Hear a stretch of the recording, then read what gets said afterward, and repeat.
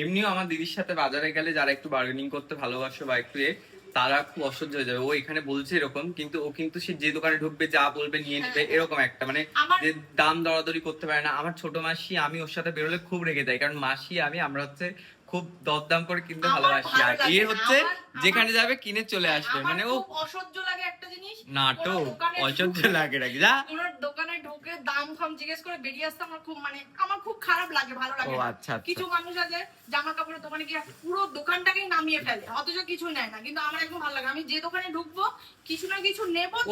কি কথা, মানে জামা কাপড় কারণ যে কোনো, আমি একটা টাকা দিয়ে কিনছি, আমার তো রাইট আছে যে আমি অনেকগুলো দেখে তারপর আমার পছন্দ নেবো, নইলে নেবো না। তোমার মতো এত ন্যাকা আমরা হতে পারবো না। যা চুপ কর, তুই তোর বক্তব্য রাখ। এখানটায় হচ্ছে এখন আমার ডিম ভাজার জন্য প্রিপারেশন, যেটাতে যাবে বেশি ভেজিটেবলস, আর ডিম যাবে 2-3টে, ইয়োক ছাড়া মানে কুসুম ছাড়া, অনলি হোয়াইট এগটা, মানে চকোর মতো হোয়াইট। চকোকে টিপটা কে পড়িয়েছে? তুই? আরে তোর দেখ, এই দেখ, খাবি শোনা? গাজর খাবি?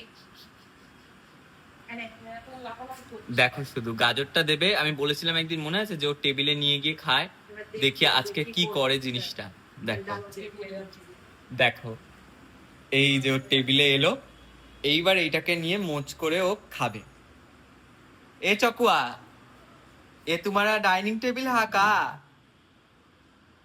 হ্যাঁ, এখন খাবারে ব্যস্ত। খাও খাও, তুমি খেয়ে নাও। তো চকোকে ডিস্টার্ব করবো না, আমরাও খেয়ে নেবো। দুপুরে আমার স্নান হয়ে গেছে, আর পেটে হচ্ছে আমার ছুঁচো রাখতে শুরু করে দিয়েছে, কারণ যতই হোক আজকে চিকেনটা তো আর সেই এমনি এমনি শুধু শুকনো শুকনো খাবো না, একটুখানি ভালোভাবেই দিদি রান্না করেছে সেটাই খাবো।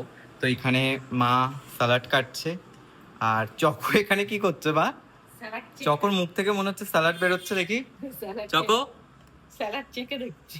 এক্ষুনিও ঘুমাচ্ছিল জানো, এক্ষুনি দেখলাম ওখানটা শুয়ে আছে, আবার এখানটা এসেও স্যালাড খাচ্ছে। আর হচ্ছে তোমার দিদি কি করছে দেখাচ্ছি। দিদি হচ্ছে এখানটায় তরকারি কাটাচ্ছে এখন, পুরো লাল লাল কষা কষা ঝোল, যেটা এখানটায় করেছে। আরে তেলটা এরকম উল্টেছে। সেটাই, এমনি তুই খুব আর কি হালকা পাতলা রান্না করিস তো। আরে বাবা, রান্না করলে এমনি একটু ওঠে, দেখ তরকারি থিতিয়ে গেল। ঠিক আছে, এমনি হচ্ছে আমার মার সাথে দিদি সবসময় ঝগড়া হয় যে ও খুব হালকা পাতলা রান্না করে, এত তেল দেয় যে মা রেগে যায়। মা বলে আমি 10 দিন রান্না করলে তুই, আমি যা তেল খরচ করি তুই একদিনে সেই তেল খরচ করে দিস, কিন্তু সেটা দিদি মানতে নারাজ। সব বদনাম করবি না তো।